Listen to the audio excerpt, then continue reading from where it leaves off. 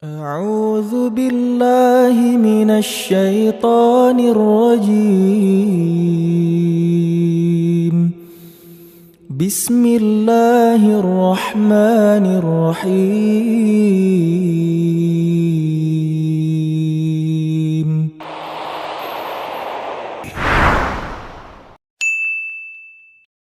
الرحمن علم القرآن خلق الإنسان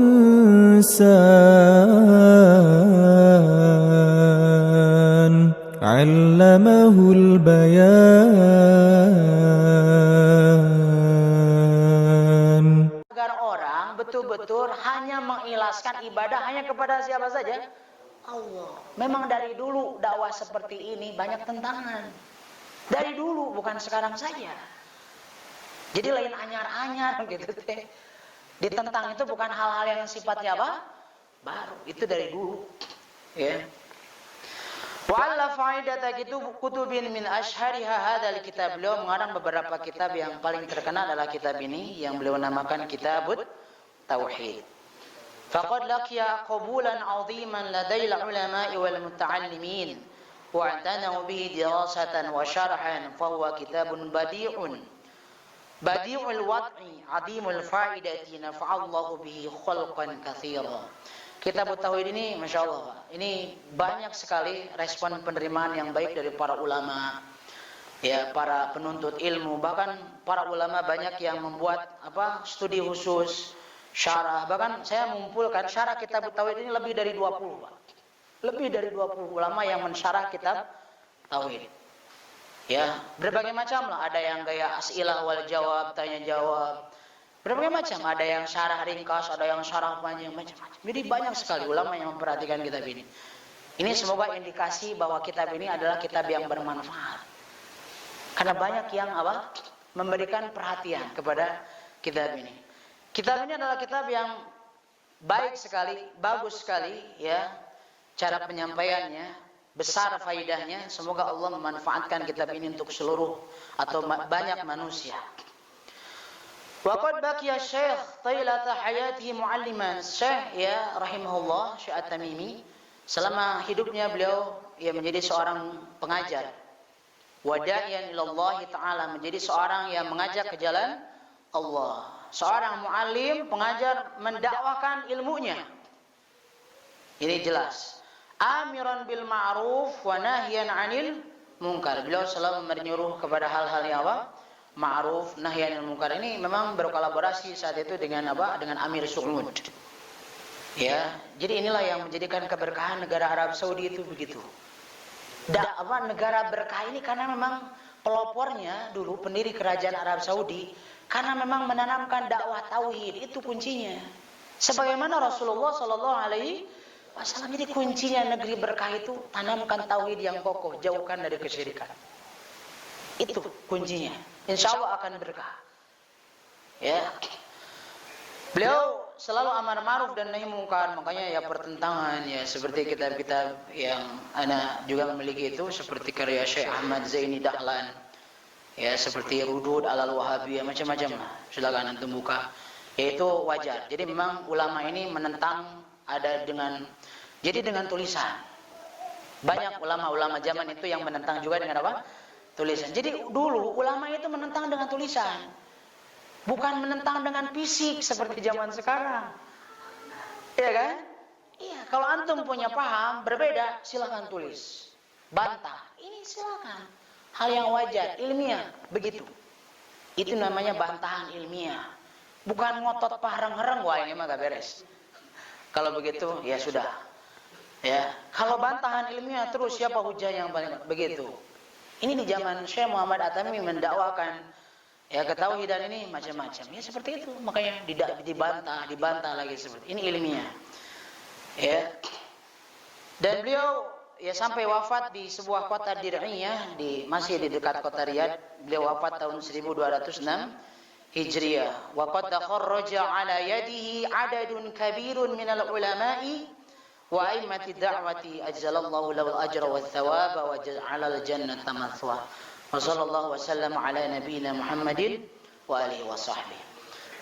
Jadi sampai wafat beliau ini menjadi seorang muallim, pengajar, menjadi seorang dai ilallah, menegakkan amar ma'ruf nahi mungkar, sampai beliau rahimahullah wafat di Diriyah, di sebuah kota yang masih dekat ibu kota Saudi, yaitu di Riyadh, pada tahun 1206 Hijriah. Ya, dengan sebab beliau ini banyak ulama-ulama yang berguru kepada beliau, ulama-ulama besar, ya, aimatud dakwah juga, ya, dan mudah-mudahan Allah Subhanahu wa taala melipat gandakan pahala dan balasan kepada beliau dan menjadikan surga sebagai tempat kembali Syekh Muhammad At-Tamimi rahimahullah taala.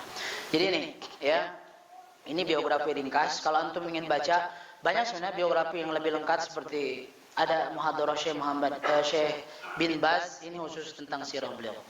Yang di kitab ini, mulahas ini hanya singkat saja. Yang jelas, pengarang kitab At-Tauhid Syekh Muhammad At-Tamimi rahimahullah yang sudah wafat ini betul-betul di saat dakwah mendakwakan tauhid ini banyak pertentangan. Banyak pertentangan. Jadi di saat kita ingin mendakwakan tauhid ini, ya sama seperti itu. Karena beliau rahimahullah pun mendapatkan pertentangan seperti itulah. Ya, jadi antum jangan aneh misalkan antum bagikan matan kitab tauhid kemana, iya nanaona deh, ya kan sifatnya begitu. Ya wajar saja. Wajar saja, karena pengarang pun banyak pertentangannya. Kitab Tauhid wa qaulullah ta'ala. Ya, ini adalah kitab Tauhid, firman Allah Subhanahu wa taala. Lalu Syekh Muhammad At-Tamimi menyebutkan salah satu firman Allah di surah apa? Al-Dzariyat ayat 56, a'udzubillahi minasyaitonir rajim, wa ma khalaqtul jinna wal insa illa liya'budun.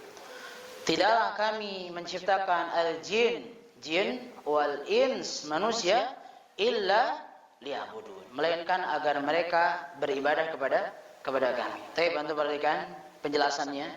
Jadi yang di atas garis itu matanya, yang di bawah garis itu penjelasan Syekh Shalih Fauzan mulahas. Maudu hadzal kitab bayanut tauhid. Jadi topik pembahasan kitab ini adalah tentang penjelasan apa? Tauhid.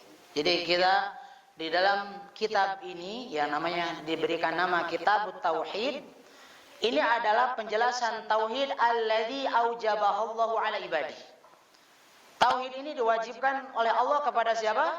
Hamba-hambanya. Jadi awas, tauhid ini bukan hal yang sunnah muakkad, apalagi sunnah ghair muakkad. Apa hukumnya bertauhid? Sunnah kata siapa? Sunnah secara usul fikih maksudnya ya. Ini hukumnya apa? Wajib. Mempelajarinya juga wajib. Mengamalkannya juga wajib. Mendakwahkannya pun adalah wajib. Begitu. Jadi hal-hal yang wajib maka dipelajari yang wajib. Mengamalkannya pun wajib. Mendakwahkannya pun adalah hukumnya apa? Wajib. Wa khalaqahum li ajli wa bayanu ma yunafihi minasyirkil akbar. Dan di sini juga penjelasan yang mana tauhid ini adalah ya tujuan Allah menciptakan hamba-hambanya. Ya, jadi Allah ya disebutkan dalam ayat tadi bahwa Allah bertujuan menciptakan hambanya itu adalah liya'budun, untuk mentauhidkan ibadah. Wa bayanu ma yunafihi minasyirkil akbari, dan menjelaskan hal-hal yang bertentangan dengan tauhid yaitu syirik akbar, au yunafi kamalahul wajiba, atau meniadakan kesempurnaan yang wajib, awil mustahab, atau yang dianjurkan, minasyirkil asghar wal bidah, baik itu yang termasuk kategori syirik apa? Syirik kecil atau perbuatan-perbuatan bid'ah. Coba antum perhatikan. Ini maksud saya Shalih Fauzan. Jadi gini, bahwa wa khalaqahum li ajli. Jadi seluruh makhluk atau hamba-hamba Allah ini, kita ini diciptakan ini untuk mentauhidkannya. Untuk mentauhidkan siapa? Allah. Dan di dalam kitab ini pun selain diajarkan atau diterangkan tentang at-tauhid, juga hal yang bertentangan dengan tauhid. Ini bertentangan secara mutlak, yaitu syirkul akbar. Awas. Jadi kita pahami bahwa orang yang masuk surga itu hanyalah orang-orang yang bertauhid. Ini jelas. Berarti yang bertentangan dengan itu orang yang mati dalam keadaan syirik akbar dan dia tidak bertaubat dulu sebelum apa? Matinya. Itu dia tidak akan sama sekali masuk ke mana? ke surga. Jadi makanya kesempurnaan mempelajari kitab tauhid juga mempelajari syirik. Ya, ini saya pernah jelaskan di pembahasan kitab tauhid, ya, bahwa sebenarnya orang ini belum sempurna belajar tauhid, tapi syiriknya tidak dipelajari. Belajar tauhid rububiyah, tauhid uluhiyah atau tauhid ubudiyah, asma wa sifat, hanya itu saja belum cukup. Kalau kita tidak mempelajari racun-racun tauhid. Apa itu racunnya? Syirik. Terutama syirik akbar. Kita semua ini belajar tauhid, apapun itu aspek ketauhidan, tapi kita mati syirik akbar, gak berfaedah tauhid kita. Kita akan masuk neraka selama-lamanya. Kita tidak akan mencium bau surga sedikit pun kalau kita mati dalam keadaan syirik akbar. Makanya syirik akbar ini bertentangan secara mutlak. Atau kita pun di sini dijelaskan hal-hal yang bertentangan dengan kesempurnaannya yang wajib. Kesempurnaan yang wajib. Jadi kesempurnaan tauhid itu ada dua jenis, kata Syekh Shalih Fauzan. Ada kesempurnaan yang wajib, ada kesempurnaan yang sifatnya anjuran. Jadi kesempurnaan yang wajib harus, yaitu seseorang hindari dari syirik asgor. Syirik apa? Syirik apa? Asgor. Syirik asgor itu syirik apa? Syirik kecil. Banyak nanti disebutkan contoh-contoh syirik asgor seperti bersumpah dengan selain nama Allah, ya kan? Termasuk juga riya. Ini sama-sama syirik apa? Syirik kecil. Ini kalau kita melakukan itu, maka ini bukan berarti kita terancam masuk neraka selama-lamanya, tidak. Tapi menafikan kesempurnaannya yang wajib. Dan juga perbuatan-perbuatan bidah ini pun mengganggu kesempurnaan tauhid. Betul. Dan sifatnya mustahab, anjuran. Ini yang dijelaskan oleh para ulama salaf, bahwa kesempurnaan tauhid ini, satu, kita harus menghindari syirik akbar. Ini mutlak, mau tidak mau. Ya, kalau kita ingin masuk ke mana? Ke surga. Ini harus. Yang kedua, jauhi syirik asgor. Ini memang makanya kesempurnaan tauhid ini, misalkan ada golongan yang disebutkan dalam nanti penjelasan Syekh At-Tamimi rahimahullah, ada 70.000 orang dari umat Nabi Muhammad SAW yang akan masuk surga tanpa hisab. Ini syirik akbarnya nggak usah disebut. Syirik asgor saja mereka sudah menjauhi. Ini hebat. Asgornya saja mereka sudah menjauhi. Apalagi syirik apa? Akbar. Jadi jangan ditanya yang 70.000 ini. Ya, syirik asgor pun demikian. Termasuk perbuatan-perbuatan bidah yang bertentangan dengan sunnah. Wa ma'na kitab masdar kataba bi ma'na jama'a wal kitabah bil qalam jam'ul huruf wal kalimat. Maksud kalimat kitab ini dari kata kataba, artinya mengumpulkan. Jadi seseorang menulis dengan pulpen atau kolam itu mengumpulkan huruf dan kata. Iya kan? Orang menulis itu kan mengumpulkan huruf dan apa? Kata. Jadi menjadi sebuah kalimat, jadi sebuah buku. Itu yang disebut dengan kitab. Sedangkan yang maksud dengan at-tauhid, masdar dari kata wahadahu, ay ja'alahu wahidan, menjadikan Allah ini ya satu. Jadi kalimat tauhid ini dari kata wahada. Kalau yang belajar bahasa Arab, ilmu sorof, wahada yuwahidu tauhidan. Atau apal-apal iya ilmu sorof lah. Jadi tauhid itu berasal dari bahasa Arab apa? Wahada yuwahidu tauhidan. Jadi awas ditanya sama anak, Pak atau Bi, kalau tauhid itu dari kata apa? Dari wahid. Oh salah. Bukan dari wahid tapi dari wahada. Yuwahidu tauhid. Jadi masdar dari kata wahada. Wahada itu mengesahkan. Yang dimaksud di sini adalah ifradullahi bil ibadah, menghususkan Allah, ya, menghususkan Allah dengan ibadah, mengesahkan Allah dalam beribadah. Jadi jamaah rahimakumullah, yang dibahas dalam kitab ini atau kitab tauhid itu fokus dalam masalah tauhid ibadah. Karena ini tujuan dari Rasul diutus. Jadi gini, ikhwan. Jadi tauhid rububiyah ini sebenarnya sudah fitrah manusia. Siapapun orang jahiliyah kalau ditanya, siapa yang menciptakan langit dan bumi? Mereka menjawab kan? Allah. Ini rata-rata orang ini, kecuali orang yang mulhid, kecuali orang yang ateis, Orang yang tidak meyakini adanya sang pencipta, kecuali itu yang mereka dikecualikan. Kalau yang orang-orang musyrik, mereka permasalahannya bukan masalah tauhid rububiyah masalah. Itu dalam masalah tauhid apa? Ibadah, tauhid uluhiyah. Makanya ini yang fokus dibahas oleh Syekh. Masalah tauhid apa? Ibadah. Masalah permohonan kepada selain Allah, berdoa kepada selain Allah, meyakini adanya kesialan dari makhluk yang disebut dengan tatoyur atau tiaroh, nanti dibahas. Masalah tasya'um, meyakini hujan disebabkan karena bintang, ya kan? Mencela angin atau hujan. Nah ini berkaitan dengan tauhid apa? Uluhiyah. Jadi ini fokusnya. Sedangkan kalimat wa khalaqtu ayil khalqu wa ibda'u syai' min ghairi aslin wala ihtida. Yang dimaksud dengan kata khalaqtu yang di dalam ayat tadi, wa ma khalaqtul jinna wal insa di sana, ya. Kalimat khalaqtu di sana di sini maksud kalimat khalaqtu itu adalah aku atau kami menciptakan. Yang disebut dengan khalaqtu di sini ada al-khalqu, yaitu penciptaan, wa ibda'u syai' min ghairi aslin wala ihtida.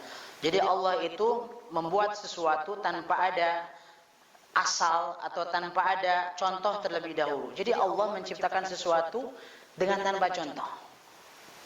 Makanya sifat lain Allah ini selain Al-Khaliq adalah Al-Badi'. Ya. Al-Badi' ini membuat satu perkara tanpa didahului oleh contoh. Manusia, misalkan ini, antum misalkan membuat apapun, misalkan hal-hal yang bersifat buatan duniawi, misalkan kadang-kadang kita mencari contoh kan? Gimana contohnya? Kita bisa memodifikasi, dibuat dengan yang lain, itu kita tetap perlu contoh. Ya kan? Makanya Allah ini khalaqtu di sini, Allah ini menciptakan sesuatu tanpa ada didahului oleh apa? Contoh. Ya. Lalu di sini disebutkan liya'budun. Ay al-ibadah fil lughah at-tadhallul wal khudu'. Kalimat ibadah liya'budun ini berasal dari kata ibadah. Ibadah itu secara bahasa artinya menghinakan, hina atau tunduk. Ya, jadi at-tadhallul menghinakan diri atau tunduk dan menghinakan diri. Ini jadi asal kata ibadah itu hina, Pak. Atau menundukkan diri. Makanya jemaah rahimakumullah, seorang hamba, ya abid kan, orang yang ibadah itu orangnya disebutnya apa? Abid. Pekerjaannya apa? Ibadah. Dia harus tunduk dan merasa hina di hadapan siapa? Allah. Maksud dihina di sini cuma untuk berikan. Di saat seseorang disebut Abdullah, hamba Allah, berbeda kehinaannya di saat kita menghinakan diri di hadapan makhluk. Misalkan kita merendah di hadapan makhluk, ini rendah. Tapi kalau kita merendah di hadapan siapa? Allah, ini makin mulia. Beda ya. Jadi bedakan. Makanya kenapa Allah Subhanahu wa taala menyebutkan dalam surah Al-Isra, antum perhatikan. Subhanalladzi asra bi'abdi. Jadi yang paling tinggi kedudukan manusia itu adalah hamba Allah, abduhu.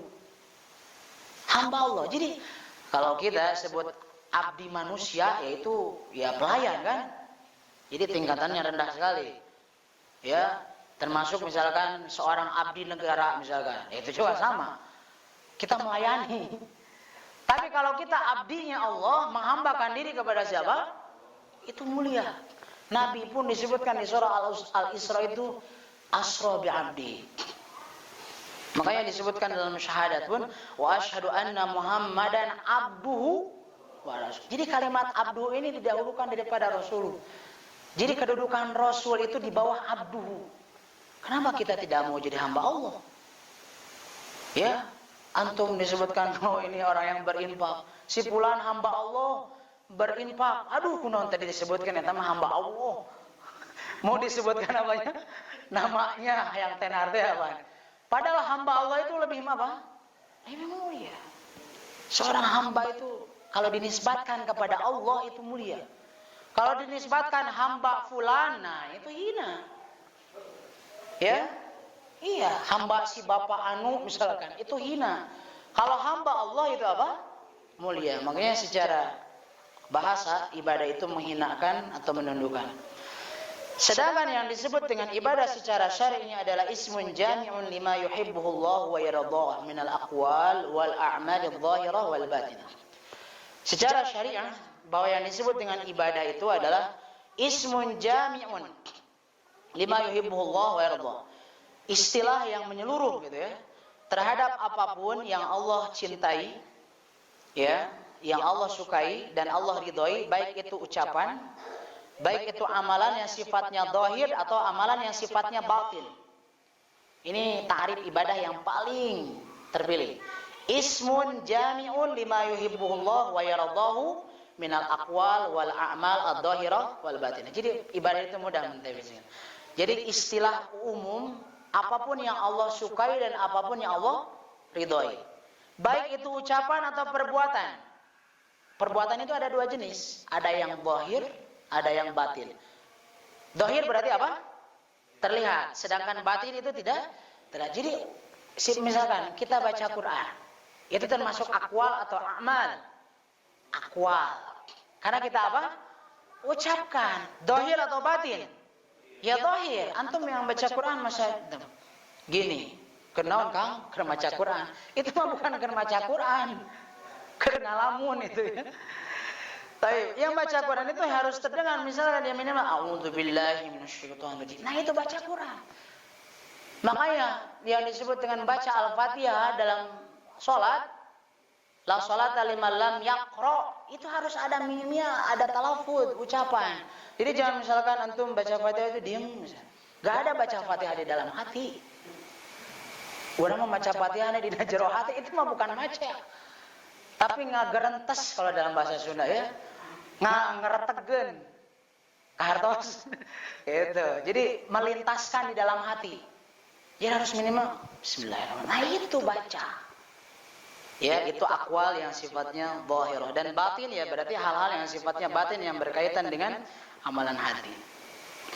Makna ijmali dari ayat ini di sini disebutkan makna global. Annallaha ta'ala akhbara, sesungguhnya Allah mengabarkan annahu ma khalaqal insa wal jinna, sesungguhnya Allah tidak menciptakan manusia dan apa?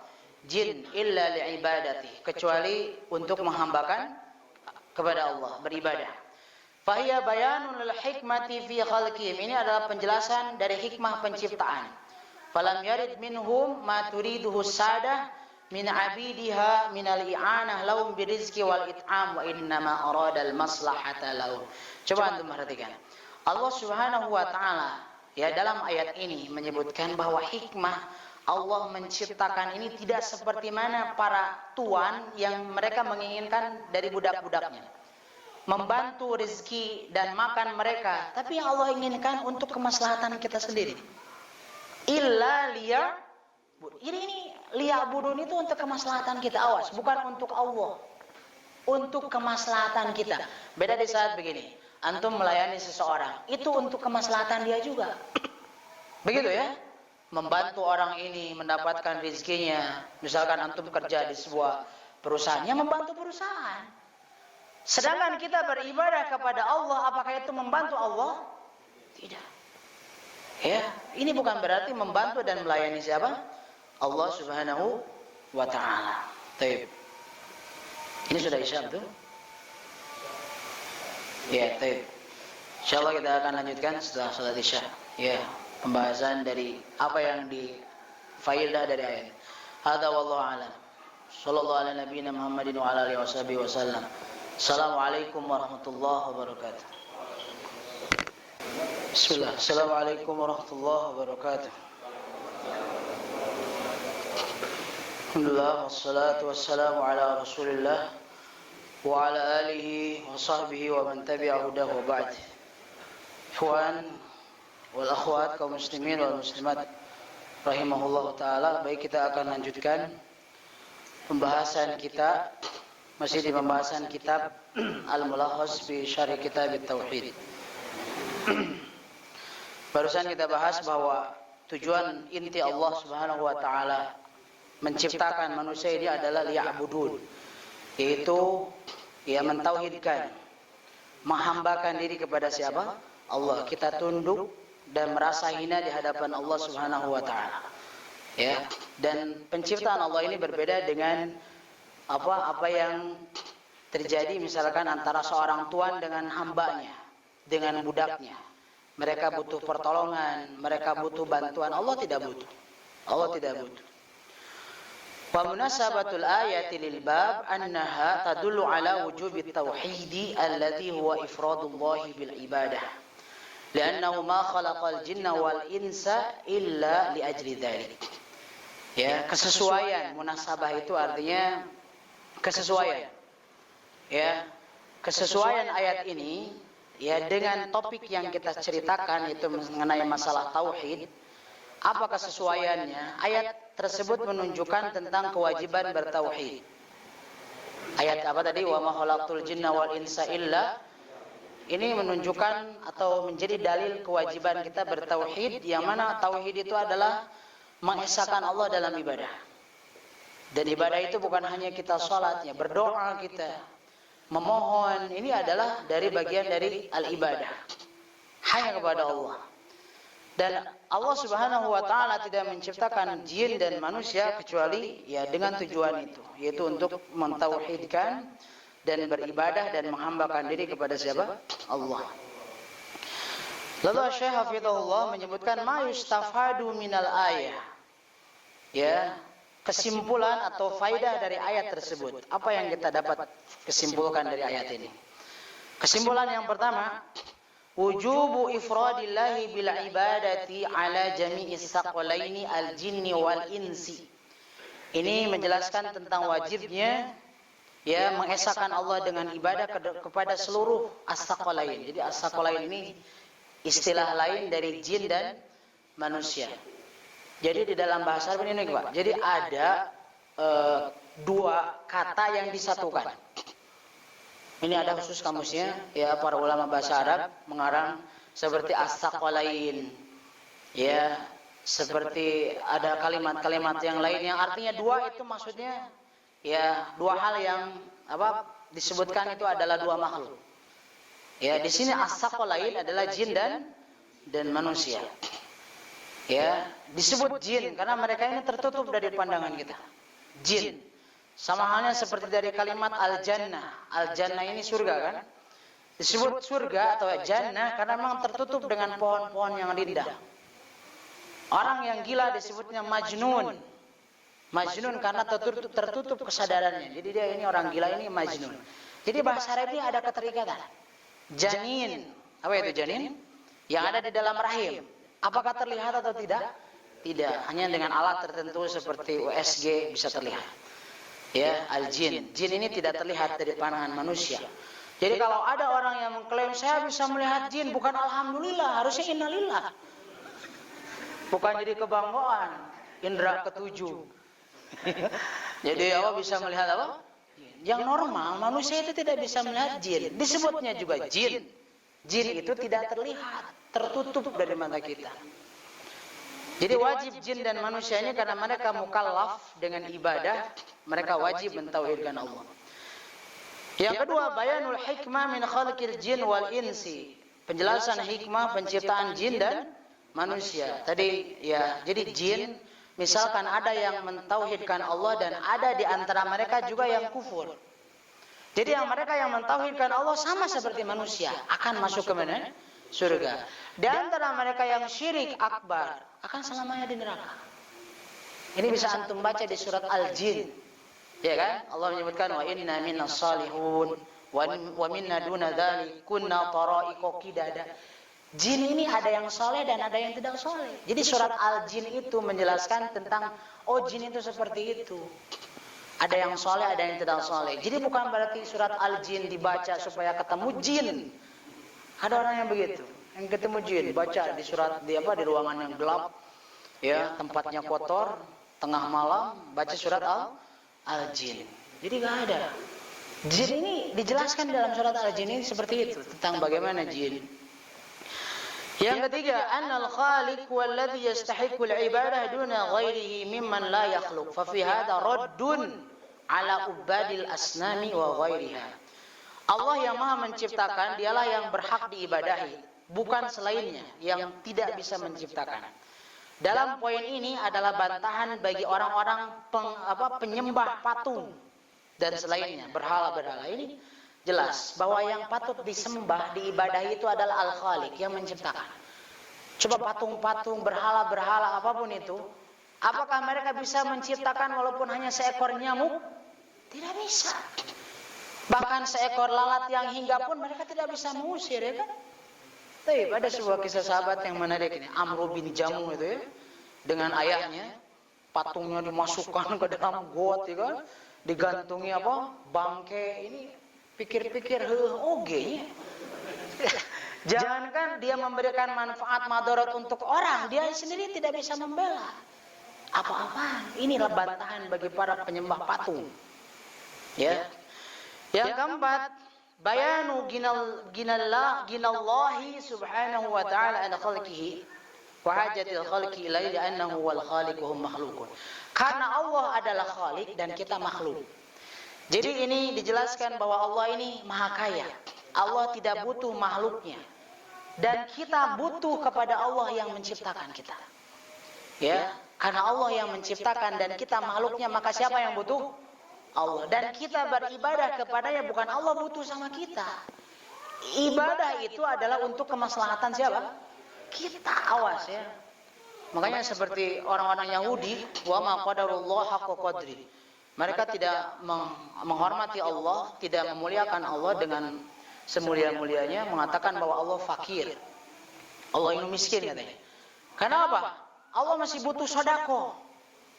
Kan dalam ayat man dzalladzi yuqridullaha qardan, siapa yang meminjamkan Allah? Ini Tuhannya Muhammad, Allah ini katanya masih butuh pinjaman. Ini teori yang terlalu real ya. Salah paham. Ya, ini untuk kita juga. Allah tidak butuh apapun dari makhluknya. Ya. Yang terakhir, yang kelima, isbatul hikmah fi af'alillahi subhanahu. Ini menetapkan apa? Al-hikmah. Ya, adanya apa? Hikmah dalam seluruh perbuatan Allah. Hikmah ini adalah selalu berpijak di atas kemaslahatan. Jadi perbuatan Allah ini selalu di atas al-hikmah. Makanya Allah sifatnya al-hakim. Ya, apapun yang Allah perbuat itu sesuai dengan apa? Hikmah. Tidak akan Allah menempatkan sesuatu salah, tidak. Oleh karenanya kita harus betul-betul memahami hikmah tersebut. Ya, makanya disebutkan dalam Al-Qur'an surah Al-Baqarah, wa may yu'tal hikmata faqad utiya khairan katsiran. Kalau Allah memberikan kepada kita hikmah, maka kita dikaruniakan kebaikan yang sangat banyak. Ya, jadi ini jamaah rahimakumullah, kita mendapatkan 5 faidah di dalam ayat ini, ya, tentang kewajiban mengesahkan Allah dalam ibadah dan lain sebagainya. Ini patut kita ingat dan patut kita catat. Ya, dan kita baru hanya menjelaskan surah Ad-Dzariyat ayat 56 ya. Di muqaddimah kita tauhid, insyaallah kita akan lanjutkan. Jadi bisa antum ya lihat kitab yang anak sudah share itu, ya. Jadi saya sambil baca supaya bisa belajar bahasa Arab sedikit-sedikit. Makanya anak sarankan bagi apalagi yang belajar bahasa Arab yang ikut di At-Taqwa, baca PDF Arabnya. Jangan candu sama terjemah. Ya, boleh buka terjemah tapi untuk pengimbang. Penuntut ilmu itu harus lebih haus dengan bahasa apa? Bahasa Arab. Karena Al-Quran diturunkan dengan bahasa Arab. Bukan berarti rasis dengan bahasa Indonesia ya. Ya, kita untuk belajar ini. Walaupun Masya Allah susahnya, ya harus sedikit demi sedikit. Ya, makanya ana share PDF-nya dan terjemahnya supaya bisa mengimbangi antara bahasa Arab dengan bahasa Indonesia. Tapi ya, ini pertemuan kita yang pertama dari pembahasan kitab Al-Mulakhas fi Syarih Kitab Tauhid. Insyaallah kita akan lanjutkan di pertemuan yang selanjutnya, masih dalil-dalil tentang muqaddimah tauhid. Hadza wallahu a'lam. Tapi ada pertanyaan? Bismillah. Ada pertanyaan? Tidak? Baik. Assalamualaikum. Di lingkungan kerja saya kan ada muslim Ustaz. Kadang mereka bertanya, kenapa di umat muslim itu dalam sholat, puasa dan lain-lain, ketika namanya manusia itu pasti ada perbuatan salah, kenapa dimasukin neraka juga? Berarti umat muslim itu masih butuh juru selamat kata mereka itu. Ya, terus kalau misalnya nanti ditimbang amal baik kita lebih banyak, apakah amal buruk kita itu tercukupi oleh amal baik kita, atau kita memang harus dibalas di neraka dulu baru masuk surga itu. Terus pertanyaan kedua, Ketiga itu pasti masuk surga. ya. Sedangkan mereka selalu menyebut ISIS. Menyebut apa? ISIS. Ikatan suami takut istri, bukan? Iya, iya. Tapi mana Bang? ISIS itu banyak membunuh orang, ya, terus juga nikah mut'ah dan lain-lain ya. Tapi mereka apakah dijamin masuk surga juga? Karena mereka ada cuma di dalam hatinya. Baik. Yang pertama tentang ini hati-hati ya, syubhat dari orang-orang yang tidak seakidah dengan kita. Ya, tentang juru selamat dan lain sebagainya. Ya jelas bahwa apa yang dijelaskan oleh Allah Ta'ala dan Rasulnya bahwa tentang apa orang-orang yang misalkan berbuat dosa, al-usal minal muwahhidin, bagaimanapun juga ini sudah pernah kita pelajari ya di pembahasan kitab tauhid, bahwa orang yang bertauhid ini tidak semua sempurna. Ya, dan tingkatan orang yang bertauhid pun berbeda-beda.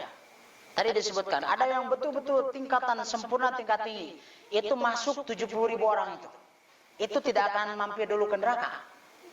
Itu hanya 70.000 orang. Kita gak usah nanya mereka syirik akbar. Syirik asgar pun mereka sudah tidak. Pokoknya mereka ini sempurna tingkat tinggi lah. High level mereka. Nah, di tingkatan bawah ya seperti kita.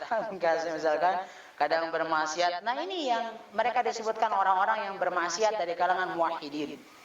Ya, Allah menyebutkan wa in minkum illa wariduha kana ala rabbika hatman maqdiya. Misalkan orang yang masuk neraka jahanam, ini bukan berarti orang-orang yang bertauhid selama mereka tidak mati dalam keadaan syirik akbar akan selamanya di neraka, tidak. Mereka akan tetap berpeluang masuk surga, tapi ya mereka akan diadab dulu di mana? Di neraka. Sehingga misalkan kita menemukan ayat-ayat tentang orang-orang yang berdosa, mereka disiksa di neraka, selama mereka tidak mati dalam keadaan syirik akbar, mereka akan masuk surga. Ya, jadi memang ini dijelaskan oleh Allah dan Rasulnya demikian. Ya, jadi memang istilah juru selamat di dalam agama kita tidak dikenal. Jadi yang jelas bahwa adanya adab di neraka itu bisa saja bagi orang-orang kafir dan musyrik itu selama-lamanya. Tapi bagi mereka yang bertauhid namun mereka berbuat dosa dan mereka tidak bertaubat sebelum apa? Mati, mereka akan disiksa dulu, dan ada istilah yang disebut dengan jahannamiyun. Jahannamiyun itu alumni jahanam. Jadi mereka mampir dulu ke jahanam lalu masuk ke mana? Ke surga. Terus apa tadi? Ini nanti dibahas dalam masalah tertentu. Ada masalah mizan. Jadi memang begini. Kita harus meyakini adanya mizan. Wal waznu yauma idinil haq. Jangan seperti orang-orang Mu'tazilah mengatakan mizan itu tidak ada. Orang Mu'tazilah menyebut bahwa mizan itu adalah simbol keadilan Allah. Jadi mereka mengatakan mizan itu tidak hak, tidak zahir. Sedangkan akidah Ahlussunnah, mizan itu ada dan memiliki 2 daun timbangan. Dalam hadis disebutkan ya, di antara timbangan satu ke timbangan lain itu seperti antara langit dan bumi. Ini ada di syarah akidah Ahlussunnah wal Jamaah. Ya, antum baca itu. Dan masalah timbangan baik dan buruk ini ada rincian. Memang ada orang-orang yang misalkan disebutkan dalam surah Al-Qaryah, "Faman thaqulat mawazinuhu fahuwa fi 'ishatin radiyah wa amma man khaffat mawazinuhu fa ummuhu hawiyah." Bahkan ada yang disebut dengan ashabul a'rab juga. Ya, disebutkan dalam surah Al-A'raf. Jadi begini, ada orang-orang tertentu yang timbangan kebaikannya lebih unggul. Ya, mereka akan hidup dalam kehidupan yang sangat menyenangkan. Ini bukan berarti menafikan mereka tidak masuk neraka juga. Bisa dipahami? Ini selama mereka, ya ini tergantung kehendak Allah. Misalkan, si fulan dia ini pernah berdosa di mana? Di dunia. Dia tidak bertaubat kepada Allah sebelum dia mati. Bisa saja Allah mengampuninya walaupun tidak bertaubat. Itu tahtal masyiah. Selama dosa itu bukan dosa apa? Syirik.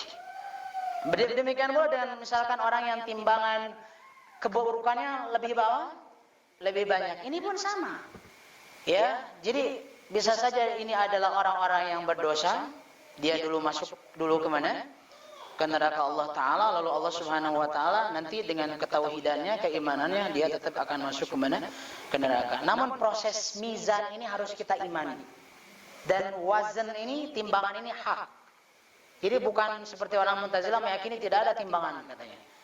Itu adalah simbol keadilan siapa? Allah. Nah ini akidah Mu'tazilah. Tapi kemudian yang ketiga tadi masalah apa? ISIS. Ya, ISIS ini adalah Khawarij modern. Ya, neo Khawarij. Jadi mereka ini ya dengan cara-cara dakwah seperti itu, ya mereka merampas misalkan satu wilayah, mengambil ya berbagai macam fasilitasnya, membunuh orang yang tidak sepahamnya. Ini adalah seperti paham-paham Khawarij. Ya, paham-paham Khawarij. Karena bagaimanapun juga, ya Ahlus Sunnah tidak mengajarkan demikian. Makanya mereka dikategorikan sebagai irhabiyun. Ya, teroris. Ya kan? Orang-orang yang menakut-nakuti orang disebutnya irhab. Irhabi disebutnya. Jadi di dalam syariat kita jihad ini ada tuntunannya. Ya, seseorang dikatakan kafir atau tidak ada tuntunannya, tidak seenaknya. Si fulan kafir tidak. Tidak seenaknya kita mengkafirkan orang kalau Allah dan Rasulnya tidak mengkafirkan itu. Jelas ya? Makanya bertahap kita harus belajar tauhid ini agar betul-betul kita terhindar dari syubhat orang-orang yang tidak seakidah dengan kita. Ini hati-hati. Orang yang baru hijrah atau orang yang baru mempelajari Islam tidak belajar akidah dan tauhid ini bahaya. Bahaya sekali, repot sekali. Ya, makanya belajar tauhid ini tidak bisa ditolerir, harus hukumnya. Ya, harus. Bagaimanapun misalkan ibadah kita sebanyak apapun, tapi tidak belajar tauhid, rusak ibadah kita. Ya, Anda kira cukup, insyaallah kita akan lanjutkan. Semoga kita diberikan istiqomah oleh Allah Ta'ala untuk mempelajari ketauhidan dan kita termasuk orang-orang yang dijauhkan dari kesyirikan. Subhanakallahumma bihamdika asyhadu an la ilaha illa anta astaghfiruka wa atubu ilaik. Assalamualaikum warahmatullahi wabarakatuh.